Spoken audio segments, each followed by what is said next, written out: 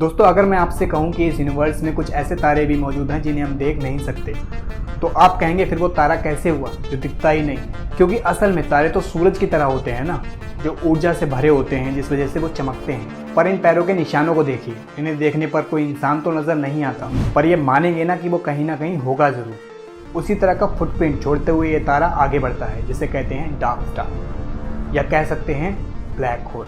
नमस्कार दोस्तों, मेरा नाम है ऋषभ। स्वागत है आपका द इंटेंस सीक्रेट में।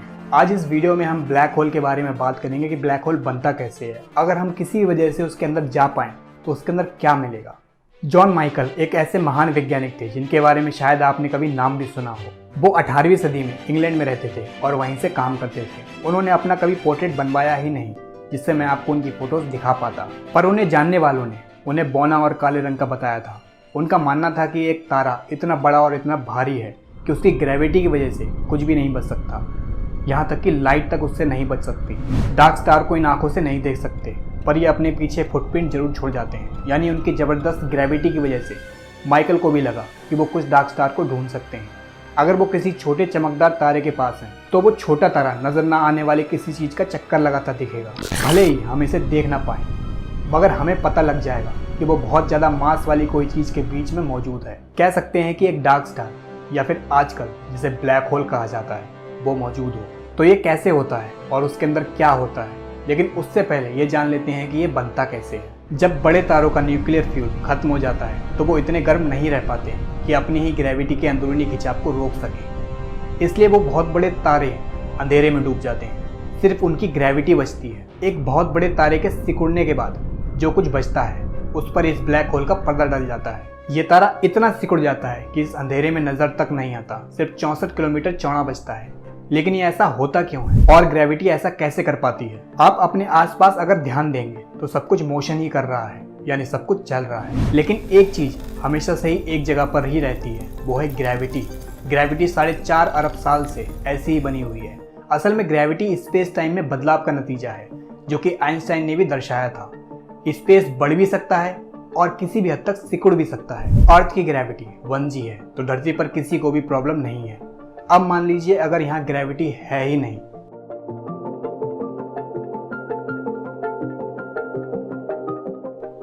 तो जो भी चीज मोशन कर रही होगी वो हवा में उड़ जाएगी। और अगर ग्रेविटी बढ़कर 8 या 9g हो जाए तो पूरी धरती को खाली करने में ही भलाई होगी। ये जी फोर्स उतना ही होता है जितना कि किसी फाइटर प्लेन को तेजी से मुड़ने पर महसूस होता है।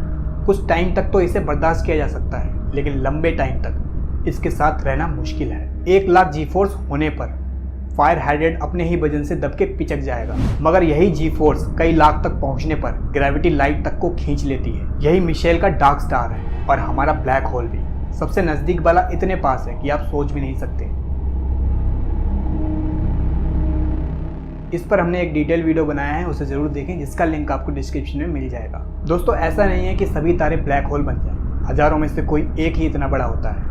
सबसे नज़दीक वाला अर्थ के 100 लाइट ईयर्स के अंदर हो सकता है। ब्लैक होल उस तरह के कॉस्मिक वैक्यूम क्लीनर नहीं है जो आपने मूवीज़ में देखा है। वो हर किसी को निगलने के लिए ही नहीं बने हैं, इसके लिए उनके पास जाना होगा। अगर आप ऐसा करते हैं तो आखिरी चीज़ होगी जिसे आप देखेंगे।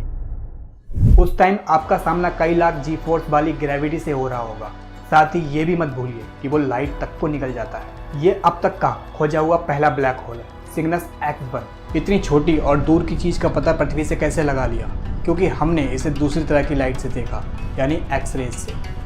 एक्सरे लाइट में हमें नीले रंग का तारा नज़र नहीं आया, क्योंकि उसकी सतह का तापमान ज़्यादा नहीं, सिर्फ 30,000 डिग्री है।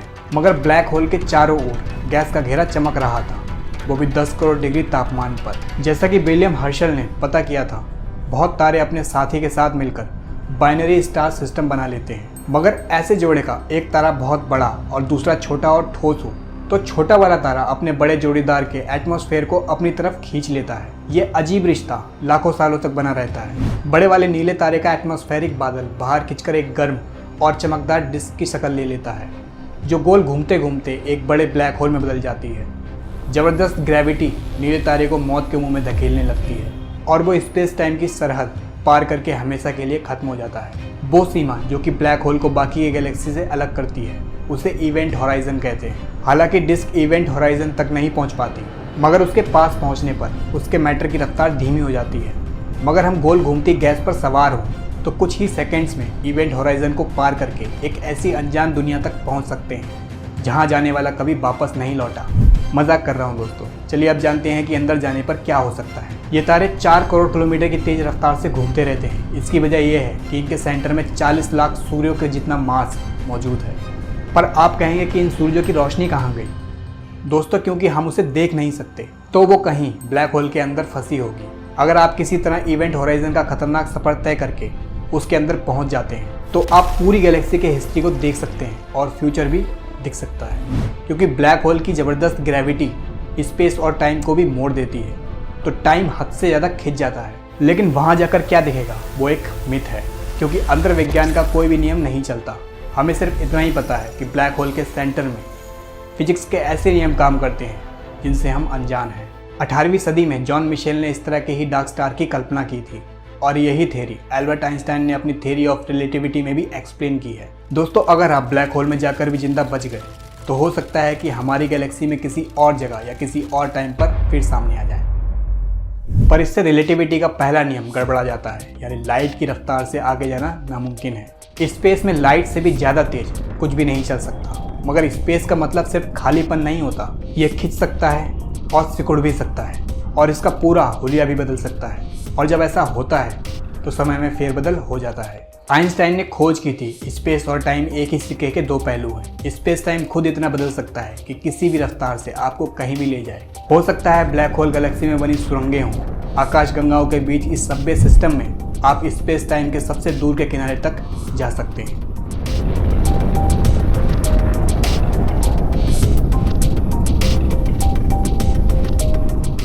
या ऐसी जगह पहुंच सकते हैं जो और भी कमाल की हो सकता है कि हम ऐसे ब्रह्मांड में पहुंच जाएं जो पूरी तरह से अलग हो। मगर पूरा का पूरा ब्रह्मांड ब्लैक होल में कैसे समा सकता है, जो खुद हमारे ब्रह्मांड का एक छोटा सा हिस्सा है?